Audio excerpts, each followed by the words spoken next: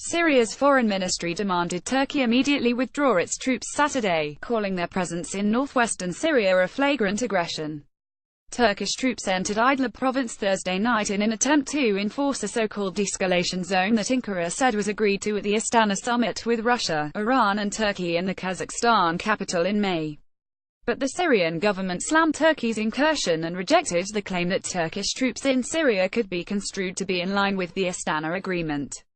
Syria condemns in the strongest terms the incursion of units of the Turkish army in Idlib province, which constitutes a flagrant aggression against the sovereignty and security of Syrian territory, the Foreign Ministry's statement said. It went on to say that the Turkish aggression is not tied in any way with the understandings that were reached between the guarantor states in the Astana process, but constitutes a violation of these understandings.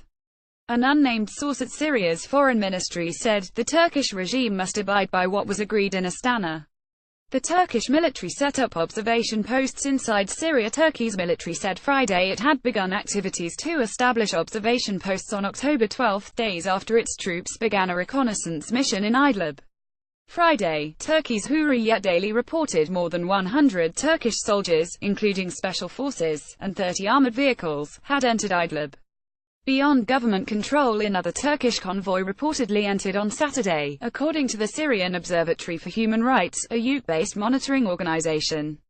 Idlib is primarily under control by Hayat Tahrir al-Sham HTS, a group led by al-Qaeda's former Syria affiliate, which in recent months has succeeded in fighting against more moderate rebel groups.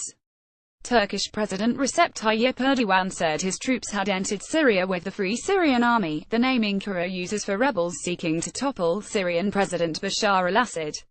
Turkey said it's backing the Syrian rebels in an attempt to oust HTS members in the area and allow Iranian, Russian and Turkish forces to implement the de-escalation zone.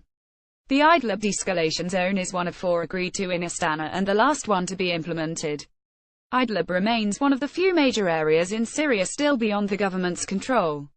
With the help of Russian air power, Syrian troops have regained sway of the country over the past 2 years. This is not the first time Turkey has intervened in Syria.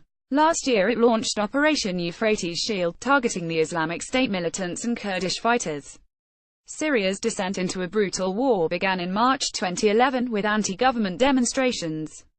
Since then more than 330,000 people have been killed, BIKSMS Reuters, AFP.